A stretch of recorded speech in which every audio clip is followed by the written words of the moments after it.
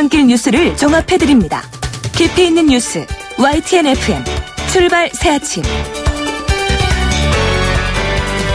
오늘 오후부터 다시 흐려지기 시작한다고 하죠. 하지만 기온이 선선해질 것 같지는 않습니다. 내일은 소나기 소식도 있습니다만 기온은 계속 올라갈 전망이라고 하니까요.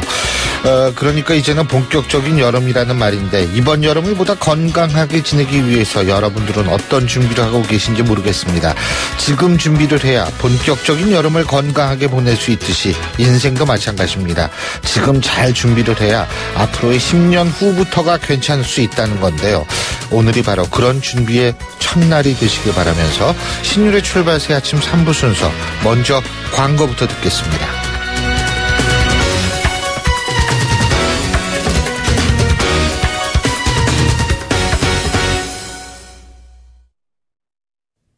YTN 라디오 신율의 출발 새 아침.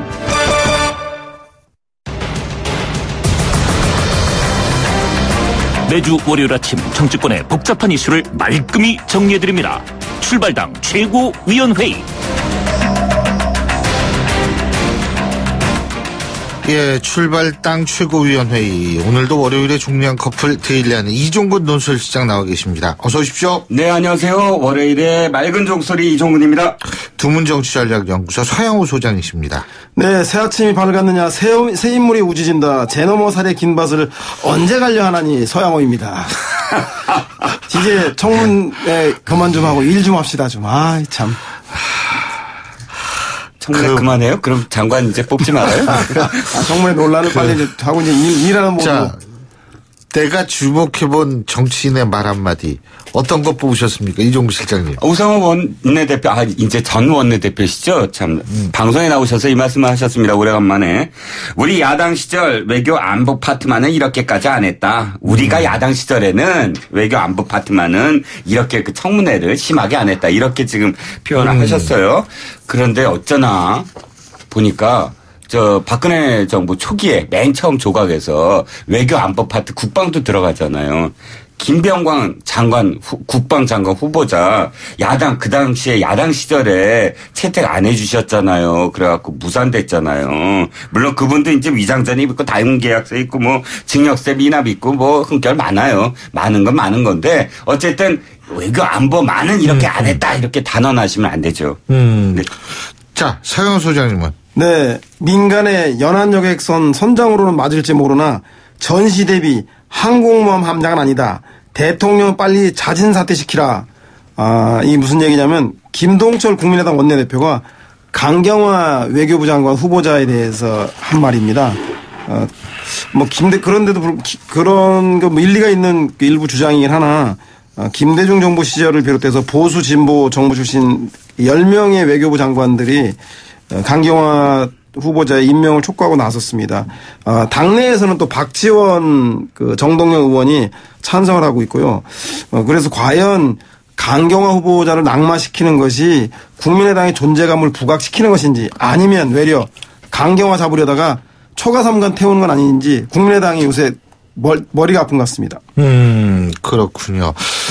자, 어쨌든 두 분 다 인사에 관한 말씀을 하셨는데 오늘 문재인 대통령이 국회 첫 시정연설에 나섭니다. 추경 때문에 나서지만 시정연설하기 전에 국회의장하고 여야 지도부를 만나는데 여기에서 이제 지금 인사 문제에 대해서 어떤 발언을 할지 관심인데 뭐 얘기는 하겠죠. 이종우 실장님. 네, 한 20분 정도인데 네. 오늘 사실 어떤 의미에서는 추경 굉장히 중요하잖아요. 네. 문재인 대통령이 일자리 대통령이다 그러고 상황판 만들고 했기 때문에 그러니까 추경과 관련한 시정연설을 한 적이 없어요. 대통령이 직접. 박근혜 대통령도 사실은 다 대독했어요. 추경과 관련해서. 그런데 이게 쑥 들어갔어요. 추경에서 무슨 말을 할까 이게 아니고 추경과 관련해서 연설이 중요한 게 아니라 이제 언론들이 오늘 사실 인사와 관련해서 적극적으로 어떤 말을 할까 이게 더 지금 궁금하게 돼버렸는데 선호가 바뀌었죠. 추경이 또 중요한 것 같긴 한데 그런데 문제는 이거죠. 대통령이 결자해지다. 사실 이게 문재인 대통령이 스스로 5대 원칙이니 뭐니 하면서 시작한 거기 때문에 또 뭐 강경화 후보자 위장점이다 먼저 또 밝히고 어저께도 뭘 밝혔지만 어쨌든 그래서 시작된 문제 아닙니까 솔직히? 그러면 결자해지를 하는데 문제는 협치예요. 협치를 또 그렇게 강조하셨으면 그 협치의 어떤 모양새를 스스로 풀어나가야 된다. 그런데 일각에서는 지금 80% 이상의 지지율인데 그 흠결 그 정도 갖고 뭐 발목을 잡아 그냥 밀어붙여. 뭐 이렇게 뭐 이야기하는 측도 있습니다만 문재인 대통령이 만약에 이번에 스스로 강조하셨던 협치라든지 혹은 뭐 그 이 인사의 원칙을 어떻게 자기가 깬 것에 대한 스스로의 어떤 진짜 그 이 여야 지도부를 만나서 거기에 대해서 직접적으로 얘기를 안 하고 강행한다면 80%의 지지율도 사실은 허상이거든요, 그거. 41%의 득표율이라면 나머지 39%는 언제든 사실 돌아설 수 있는 지지율이에요. 그래서 지지율 믿고 너무 선악 개념으로 가시지 않았으면 하는 바람입니다. 예, 서영 수장. 네, 문재인 대통령 몸은 추경에 있지만 마음은 인사에 가 있는 것 같습니다. 아마도 준비를 많이 해오시네요. 요새 이렇게 말씀하시는 거 보니까 그냥 예, 아유. 평소 존경하는 마음으로 말씀드리는 겁니다. 아니, 제가 볼 때는 뭐 추경은 이미 아젠다 세팅에서 그 프레임을 정부 여당이 아주 영리하게 잡았습니다. 일자리 추경이라고 그랬거든요. 네. 일자리 만들기 위해서 정부 예산을 늘린다고 하는데 이거 마다할 국민들이 있겠습니까? 저는 야당이 방법론에 있어서 정부 주도 일자리, 공공부문 일자리가 아니라 민간 주도 일자리를 해야 한다라는 그 얘기를 하겠지만 그럼에도 불구하고 그러면 정부 주도하는 공공부문 일자리 필요 없느냐는 얘기에 대해서 아마 반론을 제기하지 못할 것 같습니다. 그래서 이미 추경 문제는 일자리 추경이라고 네이밍하는 순간 그 프레임 전쟁에서 이미 정부 여당은 이겼기 때문에 제가 볼 때는 오늘의 주요한 방문 국회 시정연설의 핵심 목표는 아마도 내각 인사에 대한 것이 아닐까 싶은 생각이 듭니다. 특히 어제 장관 후보자 5명을 발표하면서 17개 부처 중에서 12명의 장관 인사를 발표했습니다. 인사 국면 한복판에 서 있기 때문에 대통령으로서 국회 특히 야당에게 일할 수 있게 협조를 좀 요청하는 내용이 되지 않을까 싶고요. 문제는 단 한 번의 시정 연설로 야당이 설득이 되겠습니까? 그러나 국민들이 보기에는 청와대 대변인이 도와달라고 읍수하고 있고 청와대 정무수석 그리고 정부 여당의 원내대표가 연일 머리를 조아리고 급기야 대통령까지 청와대에서 국회를 찾아온 마당에 야당이 더 이상 이것에 대해서 반대한다라고 하기엔 국민들이 보길 때는 야당이 해도 너무하는 거 아니야? 이러한 여론이 형성될 가능성이 매우 높다. 따라서 야당에 대한 직접적인 읍소나 호소보다는 국민 여론을 동원해서 야당을 압박하는 모양새로 나아갈 가능성이 매우 높은 게 오늘 시정연설의 행보의 큰 핵심적 의미가 아닌가 생각이 듭니다. 근데 이제 그 여론을 없는다 이러기 위해서는 사실 대통령이 이제 야당들한테 좀 설득하는 자세를 보여줘야 되는 거 아니겠어요? 그래야지 또 여론이 확 대통령한테 유리하게 돌아가는 거 아니에요? 그렇죠. 그러니까 다소 무리한 야당의 주장이 있을지라도 협치를 위해서는 소위 말해서 야당이 얘기하는 패키지들이라든가 김상조, 김희수, 나머지 장관들의 그 임명을 위해서 강경 하나 좀 버리는 카드로 할 수도 있는데 이게 정치라고 할 수 있겠는데 제가 볼 땐 그런 스타일이 문재인 대통령의 그 스타일과 맞지 않고 따라서 현재 후보자들이 결정적 흠결이 없는 한 문재인 대통령은 정면 돌파를 선택하지 않을까 그렇게 생각이 듭니다. 네. 이정훈 시장. 그렇게 정면 돌파를 하게 되면 앞으로 이제 이 문제가 어떻게 되냐면 이거죠. 이제 단초라고 봐요, 저는. 이번 인사가 사실 인사 자체도 중요하지만 첫 번째 사실은 이 협상 과정이에요. 앞으로 여소야대고 이 대선 이전에 우리가 어떻게 전망을 했죠? 뭔가 지금 4당 체제로서 좀 더 다른 어떤 그런 국가 운영이 될 것이다. 1. 2. 대선 이후에는 문재인 대통령도 협치를 강조했으니까 여소야대 전국을 어떤 식으로든 돌파하기 위해서는 여러 가지로 그런 어떤 정국 운영의 묘미를 살릴 것이다. 이런 전망을 했잖아요. 자, 첫 번째 난관입니다. 이 난관 아무것도 아니에요. 사실 인사 문제가 만사라지만 앞으로 닥칠 수 있는 여러 가지 일들 진짜 이제 부딪혀야 될 일들이 많거든요. 산적한 문제, 안보, 사드 문제 사실 또 부딪혀야 돼요. 이제 여야 간에. 또 뭐 교육개혁에서 전교조 문제를 비롯해서 하고 싶은 일 많으시잖아요. 그거 다 부딪혀야 돼요. 앞으로 부딪히는 일들만 굉장히 산적해 있는데 이번 건과 관련해서 내가 오르니까, 이 정도 흠결밖에 없으니까, 내가 80% 이상이니까, 이런 생각으로 만약에 접근을 한다? 그럼 앞으로의 어떤, 이 협치, 바라볼 수도 없는 거죠. 언제나 내가 옳다. 그건 노무현 정부 때 참여정부가 했던 또 열린우리당이 했던 그 패턴으로 고스란히 되돌아갈 가능성이 크다는 거죠. 이종호 실장님. 예. 그런데 말입니다. 네. 만약에 백발을 양보해서 문재인 대통령이 강경호 후보자를 자진 사퇴시키면 지명을 철회하면 야당은 나머지 인사에 대해서 통과시켜 줄까요? 아니면 추경과 정부조직법에 대해서 합의해 줄까요? 저는 뭐 절대 그럴 것 같지 않습니다. 야당의 지금 상황이 최상의 공격이 최상의 방어라고 내부의 대선 후 패배 후유증으로 인해서 내부 분란이 아주 심합니다. 따라서 야당 내부의 수습을 위해서도 그렇고 야당의 존재감을 위해서도 그렇고 대정부 대여 공세를 강화할 수밖에 없는데 저는 강경호 후보자를 낙마시키는 건 오히려 대통령의 초반에 국정 드라이브가 좌초되는 것으로 인해서 이후에 있어서 줄줄이 개혁들이 좌초할 우려가 있기 때문에 저는 뭐 문재인 대통령이 높은 그 국민 지지율을 바탕으로 해서 야당의 그 인사 문제에 대한 시시비비 가리는 것을 국정 발목 잡기로 단정하고 밀어붙이지 않을까 그런 생각이 듭니다. 하나만 더 말씀드리면 지금 저는 강경화 후보자를 뭐 그렇게 해서 딜을 하라 마라 이런 어떤 뜻으로 말씀드리는 게 아니라 지금의 인사 스타일을 얘기하는 거예요. 어저께 5명의 이 인사 지명하는 그 내용도 보면 사실상 5명 모두 다 한 명 빼놓고 참 문재인 캠프에 있었던 사람들이에요. 더군다나 김상곤 교육부총리 후보자의 경우는 사실 이 서울대 박사학위 논문과 관련해서 이것이 윤리 지침에 위배된다는 서울대의 발표도 있었거든요. 그건 이미 지난번 교육감 청문회에서도 나타났고 이미 2016년 10월 달에 발표된 어떤 공문이에요. 그거를 분명히 알고 있음에도 불구하고 지금 교육부총리로 내정을 한다? 이거는 어떤 의미에서는 정면 돌파하겠다. 내 사람 내가 쓰겠다라는 인사를 천명한 거나 마찬가지거든요. 그러니까 강경화 후보자 한 사람을 두고 이걸 붙잡고 있다라는 게 아니고 전체적인 흐름에서 지금 밀어붙인다. 내가 옳다라는 그런 느낌으로 지금 받아들인다는 거죠.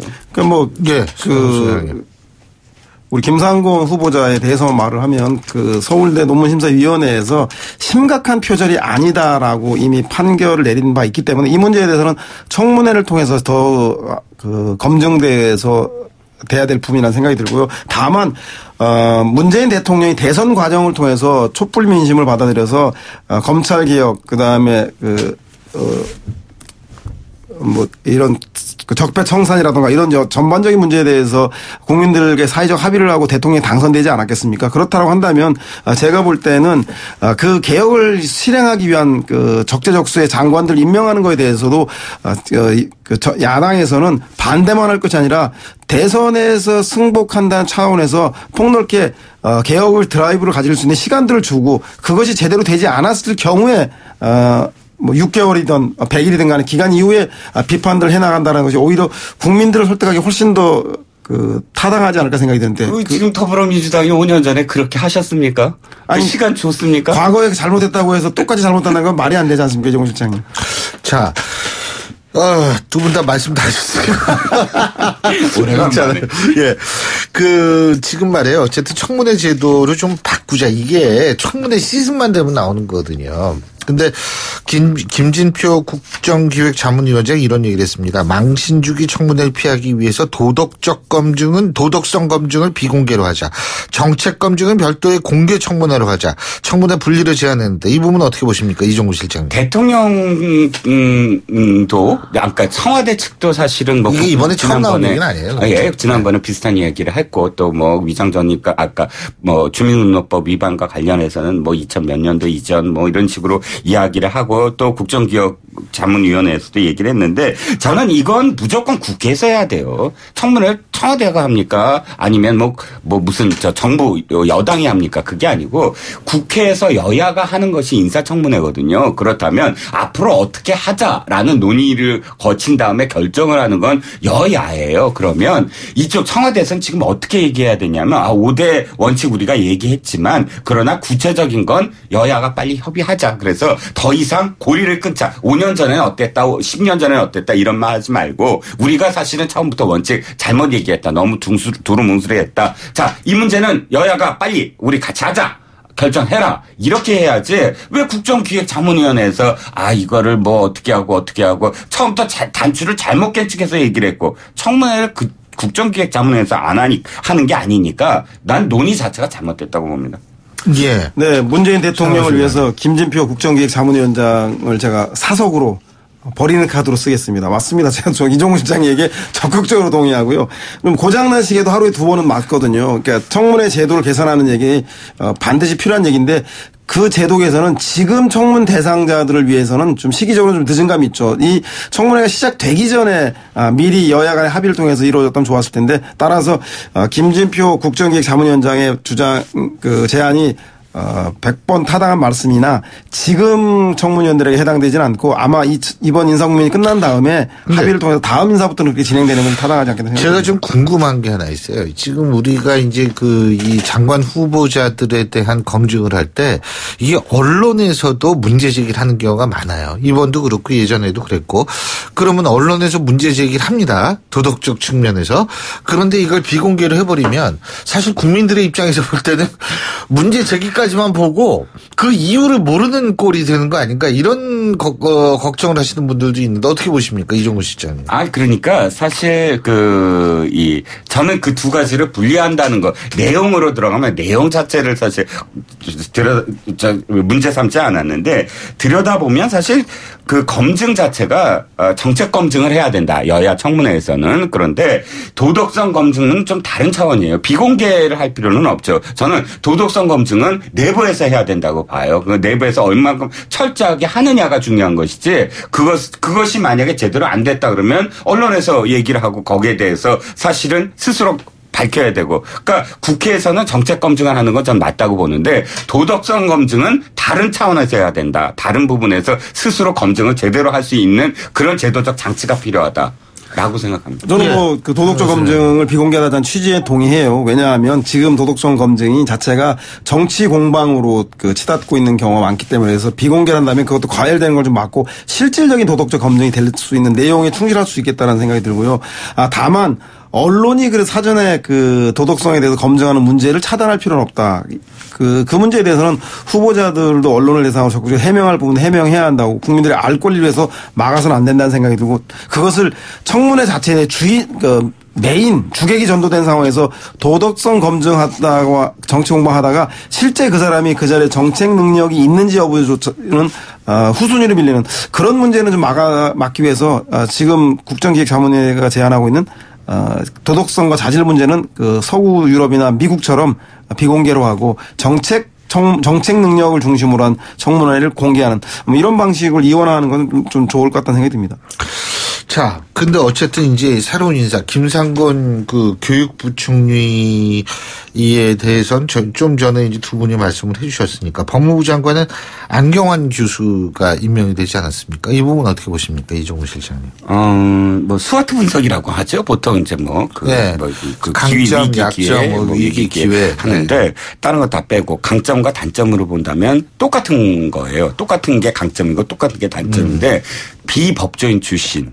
칼을 든 사람이 비법조인 출신이라는 거 개혁을 해야 되는데 개혁을 하려면 내부에서 개혁이 가능하겠느냐 해서 비법조인 출신으로서 더군다나 민정수석, 조국수석에 대한 사실 우려의 목소리가 많았잖아요. 워낙에 나서고 튀고 또 지금까지 민정수석이 사실은 조용히 하나의 어떤 그런 이 법조계를 휘두르고 진두지휘를 하는 식의 어떤 직권 남용을 해왔는데 조국수석은 안 그렇게 이런 어떤 우려도 있었는데 그 우려는 부식시켰어요. 왜? 그 스승인 안경환 안경환 후보자를 내세움으로써 법무부 장관한테 힘이 실렸다라는 걸 보여준 효과는 있으나 단점은 또다시 비법조인이에요. 이 검찰 개혁이라는 것이 물론 이 노무현 정부 때도 실패했는데 과연 검찰에 대한 어떤 속속들이 물론 사법개혁연대에도 계셨지만 속속들이 그 모든 것들을 파악을 하면서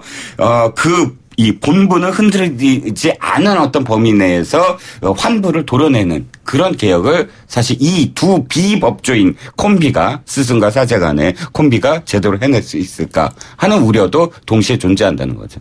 예. 네, 저는 일단 어제 인사에 대해서는 강도 높은 개혁 의지를 천명한 게 아닌가. 그래서 친정 체제를 전면 배치함에 따라서 교육, 국방, 검찰, 노동 개혁을 분명히 하겠다라는 걸 의지를 밝힌 것 같고요. 특히 4대강을 정상화해서 친환경 정책으로 하겠다는 것 또한 잊지 않고 있다는 생각이 듭니다. 아마 80%의 높은 국민 지지율을 통해서 임기 초반에 개혁에 박차를 가하기 위한 인적 구성을 한 것 같고요. 특히 검찰 개혁이 우리 사회 가장 최순실 게이트 이후에 가장 큰 과제로 부각되고 있는데 그동안 법무부가 검무부라고 하는 검찰에 장악돼 있는 검찰의 법무부다 해서 검무부라는 오명을 들었는데 아마 그 오명을 싣고 법무부를 탈검찰화해서 검찰개혁의 선봉장으로 만들겠다고 하는 구상은 제가 볼 때는 전적으로 타당한 것이 아닌가라는 생각이 들어서 국민들이 조국, 안경환, 환상의 콤비 두 사람에게 기대가 매우 큰 것 같다는 생각이 듭니다. 자, 어쨌든 이제 오늘 문재인 대통령이 국회 시정연설 전에 어떤 얘기가 나올지 한번 지켜보고요. 오늘 두 분 말씀 여기까지 듣겠습니다. 고맙습니다. 감사합니다. 네, 감사합니다. 예, 지금까지 데일리안의 이종근 논설실장, 두문정치연구소 서양호 소장이었고요. 자, 신율의 출발새 아침 3부 순서 여기서줄입니다. 잠시 뒤 4부에서 뵙겠습니다. 날카로운 분석, 내일을 보는 시선, 신율의 출발새 아침. 신율의 출발 새 아침 4부 순서 먼저 광고부터 듣겠습니다. YTN 라디오 신율의 출발 새 아침.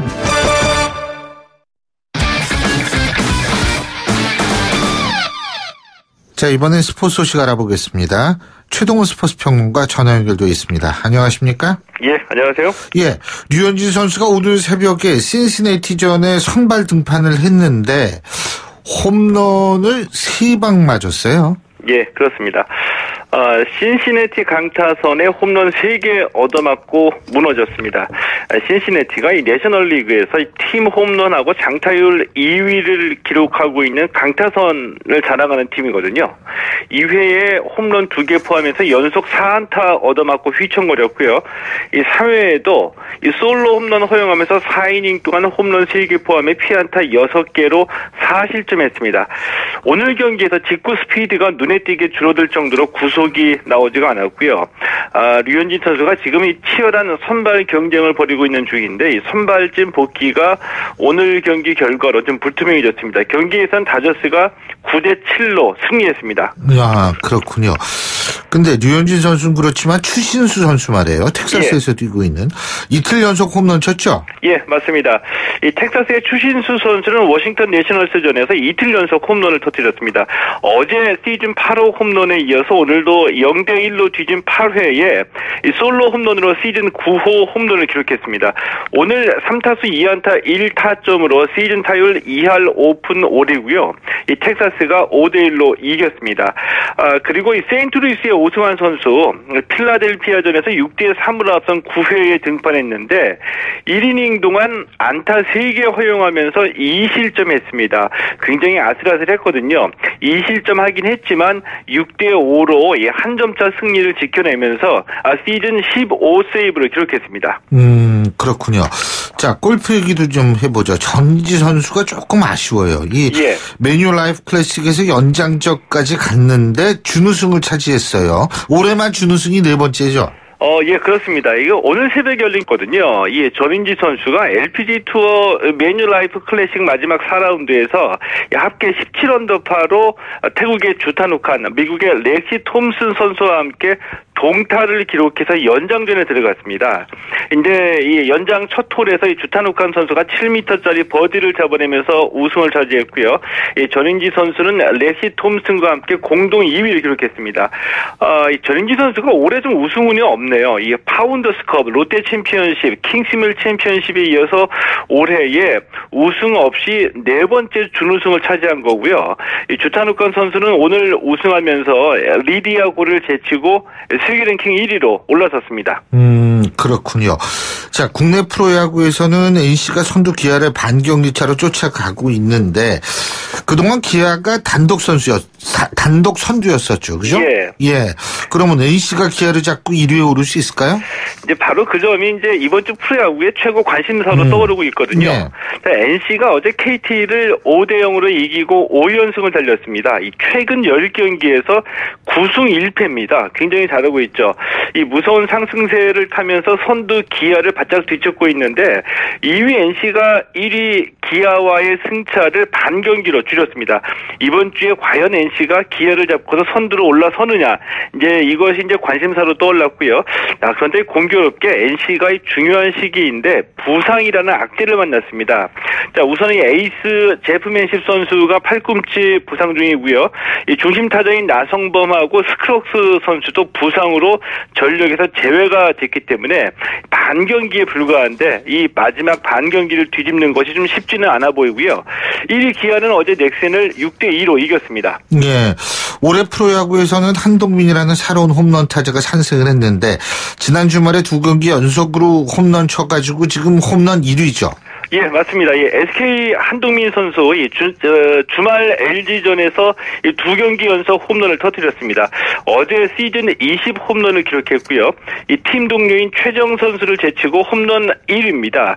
한동민 선수가 2012년에 데뷔했는데 2013년에 이 홈런 13개 기록한 것이 자신의 최다 홈런 기록이거든요. 또 올해 벌써 홈런 20개 기록했으니까 완전히 깜짝 변신을 하는 거죠. 이 현재 페이스대로라면은 올 시즌 홈런 40개를 넘길 것으로 예상이 되고요. 어제 경기에서는 SK가 LG에 19대1로 크게 패했고요. 이 삼성이 하나를 7대4, 롯데도 두산을 7대4로 이겼습니다. 예. 자, 축구 얘기인데 말이에요. 축구 대표팀이 모레 카타르하고 월드컵 최종 예선전 8차전을 앞두고 있는데 예. 요새 카타르가 이게 좀 들어가기 힘든 나라 아니에요. 어떻게 예, 그렇죠. 무사히 도착을 했네요. 예, 그렇습니다. 무사히 도착을 했는데 고생은 뭐 고생대로 다 했습니다. 예. 이 원래는 아랍에미리트에서 직항편을 타고서 이 1시간 비행으로 카타르에 들어갈 예정이었는데 이 말씀하신 대로 이 아랍 국가들의 이 카타르 단교 때문에 이 쿠웨이트를 경유해서 5시간을 비행을 했습니다. 그래서 지난 토요일은 이제 카타르에 입국을 했고요. 이동 시간이 늘어나면서 이 도착 당일에 원래 계획했던 훈련이 취소가 됐습니다. 모레 새벽 4시에 카타르하고 러시아 월드컵 최종 예선 8차전을 치르는데 카타르의 무더위를 얼마만큼 견뎌내느냐, 또 이라크하고 평가전에서 0대0 무승부로 분위기가 가라앉았는데 이 가라앉은 분위기를 어떻게 떨쳐내느냐가 이 승부의 관건이 될 것으로 예상이 됩니다. 예, 오늘 말씀 여기까지 듣겠습니다. 고맙습니다. 예, 고맙습니다. 지금까지 최동원 스포츠 평론가였습니다.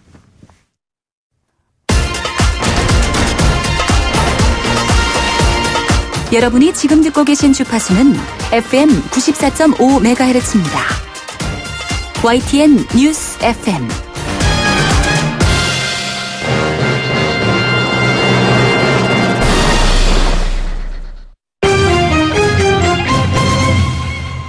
이번엔 경제 뉴스 알아볼까요? 한국경제신문의 정인설 기자 전화 연결돼 있습니다. 안녕하십니까? 안녕하세요.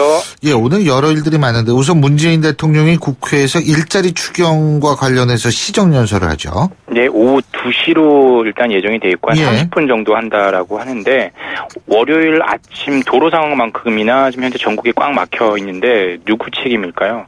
그 코드 인사를 했다, 부적격 인사를 임명했다라고 대통령의 책임이다, 여당의 책임이다라는 게 야당의 입장이고 사사건건 국정의 발목을 잡고 있다라고 사상 첫 내각도 출범하지 못하게 하고 있다라는 게 야당의 잘못이다라고 하는 게 여당의 입장인데요. 서로 치킨 게임을 하고 있습니다. 이 인사청문회와 일자리 추경 문제가 같이 맞물려 있죠. 이 부분에 대해서 오늘 문재인 대통령이 어떤 해법, 타협점을 내놓을 수 있을지 연설을 좀 지켜볼 필요가 있을 것 같습니다. 예.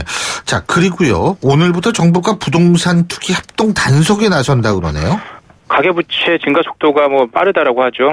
세계 주요 43개국 중 증가 속도가 작년에 3위였다고 하고 GDP 대비 가계부채 비율도 8위, 상당히 속도가 문제인데 이 부분에 대해서 이제 부동산과 연동이 돼 있죠. 그래서 부동산 투기 합동 단속에 나섭니다.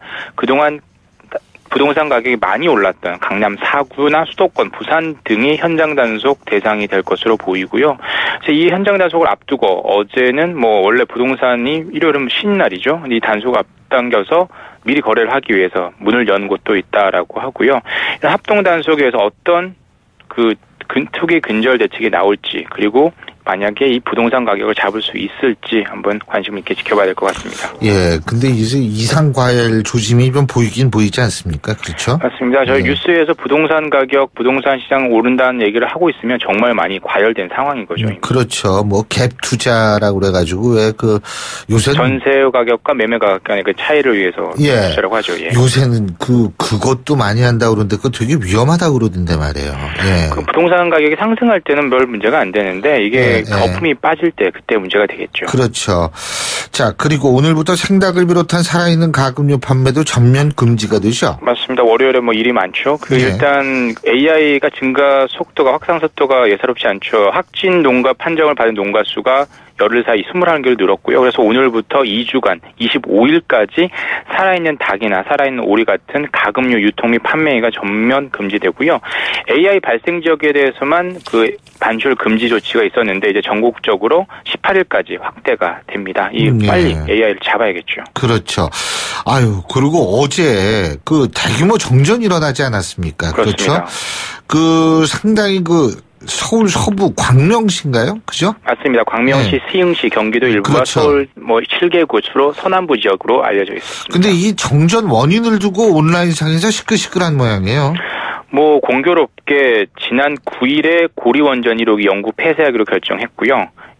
이번 달부터 노원전 8기가 일시적으로 가동 중단을 하죠. 이때 정전이 일어났으니까 온라인과 SNS상에서 이 원전 폐쇄하고 전기 대란하고 이번 정전하고 연관이 있는 것 아니냐 이런 우려가 있었고, 오히려 그 반대로 원전 폐쇄에 반발해서 원전 마피아들이 일부러 정전 작전을 펼쳤다 이런 음모론도 온라인과 SNS에 떠돌았는데 한국전력은 이렇게 설명을 했습니다.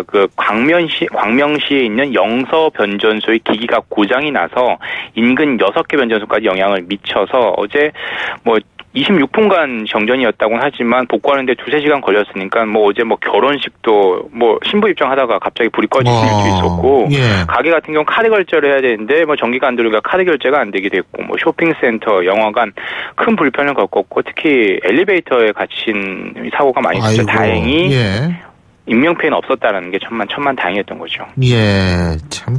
자, 그리고 새 정부가 이 휴대전화 통신비를 인하하려고 하는데 구체적인 인하 방법과 폭을 두고서 여전히 좀 난항을 겪고 있다는 소식도 있죠. 맞습니다. 인수위원회인 국정기획자문위원회가 미래과학청정부로부터 통신비 인하 방안을 내놓으라고 계속 윽박지르고 압박을 나오고 있죠. 이미 3번에 걸쳐서 보고를 했고, 지난주 토요일에도 3번째 보고를 했는데 또 퇴차를 맞았습니다.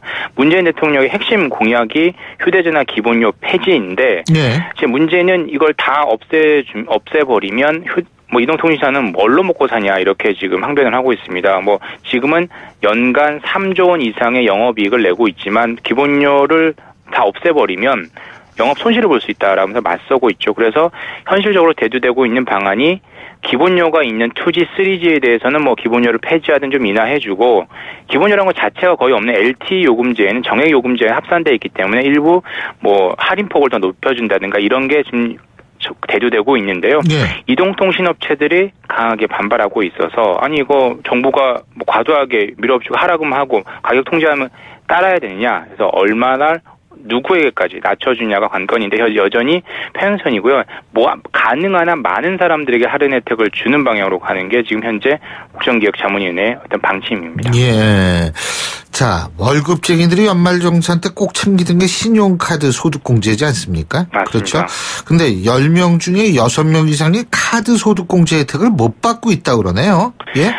기억하실지 모르겠는데 얼마 전, 아직도 후보자 신분이긴 하지만 김상조 공정거래위원장 후보자가 청문회 때 이런 얘기를 했었습니다. 신용카드 사용액이 소득공제를 받을 수 있는 요건에 못 미쳐서 아예 카드 사용액을 0원으로 신고했다. 그리고 이 부분에 논란이 되긴 했는데 어찌됐든 김상조 공정위원장 후보자 같은 사람들이 많았던 것 같습니다. 카드를 소득공제 받기 위해서 연말정산 때 소득공제 받기 위한 요건이 있습니다. 카드 전체 사용액이 연간 총소득의 25%를 넘어야 하는데 한번 국세청이 조사를 해보니까 2015년 기준으로 봤더니 총 셀러리맨의 49.4% 정도만이 카드 소득 공제를 받았고요. 예. 이 중에 이제 일단 소득세가 면세는 영세율이 적용된 사람들을 빼면 실질적으로 소득 공제를 받은 사람은 전체 월급쟁이의 셀러리맨의 34.5%. 10명 중에 3.5명 정도만 소득 공제 혜택을 받았다라는 거죠. 근데 올해부터 이 카드 공제 혜택이 더 줄어든다 그러죠? 최근에 이제 부자 증세 얘기를 많이 하잖아요. 이제 부자들 이미 고소득자, 고연봉자들에게 혜택을 더 줄이겠다라는 건데요. 일단 올해부터 연소득 1억 2천만 원 넘는 월급쟁이들한테는 공제 한도를 기존의 카드 소득 공제 한도 300만 원에서 200만 원으로 줄이고요. 7천만 원에서 1억 2천만 원 사이는 내년부터 줄이기로 했습니다. 알겠습니다. 오늘 말씀 잘 들었습니다. 고맙습니다. 감사합니다. 예, 지금까지 한국경제신문의 정인설 기자였습니다.